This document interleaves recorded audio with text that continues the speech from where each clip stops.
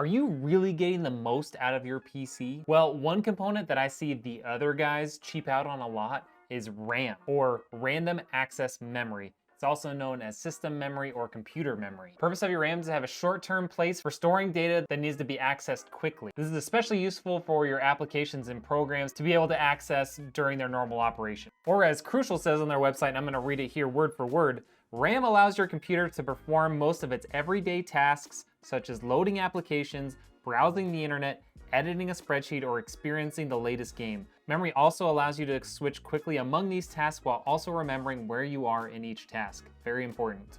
Generally speaking, the more memory you have, the better for multitasking. So with those things in mind, you would think that getting a high quality set of RAM would be really important for your PC. However, I keep seeing one company in particular using a really low quality set of DDR5 RAM. I keep seeing them post builds with CL36-5600 kits of RAM. It's just a low quality solution when the high quality stuff is really not much more expensive. But before we go any further, let's explain what those two different numbers mean. First and the most obvious is the RAM speed. Now DDR5 speeds typically start at 4800 megahertz, or if you're a purist, mega transfers per second. And they go all the way up to 8200 megahertz, with companies like Team Group and Crucial boasting that their next generation is gonna be 9000 megahertz out of the box. So RAM speed is just the speed at which the RAM is able to transfer data back and forth. The other number is the CAS latency. This number is an indication of the timings and the overall latency within the system memory. The higher the latency, the lower speed at which the data is transferred to and from your RAM, which equates to lower performance. So without getting too into the weeds here, I'm gonna show you this equation, which shows you the overall latency of your memory based on the speed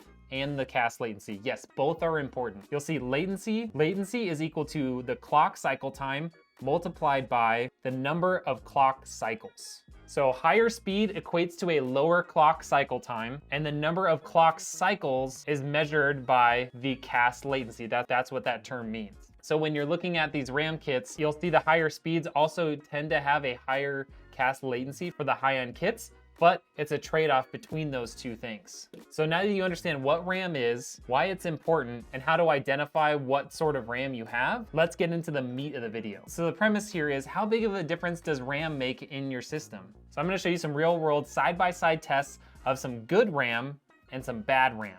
Now this good RAM is CL30 6000 megahertz, which is the ideal speed for your AMD systems, and then there's also CL32 6400 megahertz, which would be the more ideal for Intel systems, versus the bad RAM. This is some CL40 5200 megahertz RAM. It's not particularly fast, it has a pretty high latency, so it should show a pretty dramatic difference from the high quality stuff. And we're gonna show you a direct comparison in some CPU bench tests, some GPU tests, and some in-game performance tests. Next, let's talk about the PC in question here. This is a newly built PC built by yours truly with a 12900K MSI Z790 Gaming Pro Wi-Fi motherboard, a Samsung 980 Pro 1TB, and a 4060 Ti from Asus. So first we're gonna test with this 5200 megahertz RAM from Team Group. Team Group makes great stuff. This is just not a particularly high quality kit. It was also one of the very first kits ever released from Team Group for DDR5, so don't hold this against them, they still make great products. Once that's done, we're gonna test this kit from G.Skill, which is a CL30 6000 RAM kit, and then we'll compare the results apples to apples, okay? So let's get this installed, and we'll fire up the PC and get some data. So let's get this installed, fire up the PC, and get some data.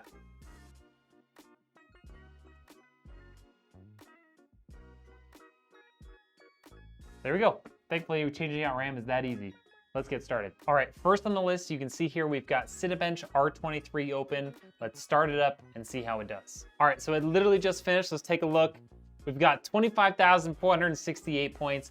Don't worry, you don't need to memorize that. We're gonna show you a table later. Let's move on to the Passmark CPU tests. All right, let's start up the CPU test for Passmark. All right, you can see here our overall score is 42,293. I think that's pretty good. It says it's in the 96th percentile. Let's move on to the GPU tests. For the GPU test, we're gonna run both the 2D mark, the 3D mark, and we're gonna use the Unigen superposition benchmark. All right, so we got 1220 and 23,495 between the 2D and 3D tests respectively. So let's move on to the Unigen superposition benchmark. All right, we're gonna run Unigen superposition on 4K optimized performance test. All right, so we got 9,909. A lot of nines in there, but that's a pretty decent score for 4K. So let's move on. We're gonna do a couple of in-game benchmarks. Then we'll be all done with this RAM kit and we'll move on to the good RAM kit. All right, we've got F122 loaded up. We've got it on 1080p, all ultra settings. Let's see how it does. As you can see here, we were running in 1080p ultra settings. We ended up with an average of 176 FPS, with the minimum FPS being around 143 and maximum all the way up to 200. So let's start our last benchmark, which is gonna be the Call of Duty Modern Warfare 2 benchmark.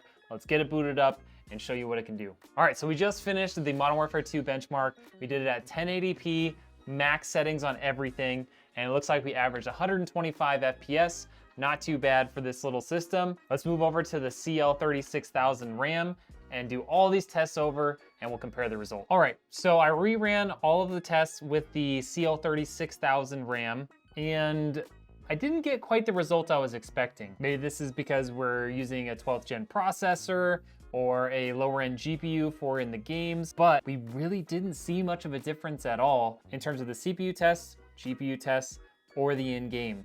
Let's go through the numbers real quick. Let's put all those up on this table and we'll look through the differences. In the Cinebench test, there's a 1% difference in favor of the CL36000 RAM. For the Passmark CPU bench test, is a 3.5% improvement. The two Passmark GPU tests were both a 1% improvement. The Unigine superposition benchmark was only a 0.2% improvement. F122 had a slightly lower, about 1% loss in FPS, with a 3.5% increase in the minimum FPS. Those 1% and the 0.1% lows are getting brought up. And then the Modern Warfare 2 benchmark was almost identical with a 0.7% increase, aka 1 FPS, identical 1% lows, and a slight loss in the 0.1% lows. So I'm a little bit shocked with this system. I definitely want to do this again with another system, maybe an AMD system, maybe a newer gen AMD system with some different RAM, just to see what happens. But egg on my face, I guess. The conclusion here, buy whatever RAM you want. I would still say it's not much more expensive. Buy the nicer RAM. It's maybe gonna be $10, $15 more, but maybe we just haven't tested the right thing to show you what the differences are. Let me know in the comments if you have some ideas for the next go round. Okay, I just couldn't leave this alone. It was keeping me up at night, so I had to do one final round. Intel is able to utilize higher clock speeds for the RAM, so I wanted to try the CL32-6400 because I thought I could do just a little bit better in performance and show you guys the difference between the low quality RAM and the high quality RAM. So take a look at this first chart. You can see we've got 5200 versus 6400 in here, and thankfully for the Cinebench and the Passmark CPU tests, we had roughly 6% increase in performance, which is, it's just incredible, okay? I thought I was going crazy. I was like, fine, use whatever RAM you want. Nothing matters anymore. What even is speed? Why does any of this matter? Is that even a computer? I don't know. Anyways, back to it. You can see again, the GPU tests really weren't affected here with a swing from minus 0.2% up to 1% difference. And then in games, it's kind of the same story here of anywhere from minus 1% to plus 0.7%.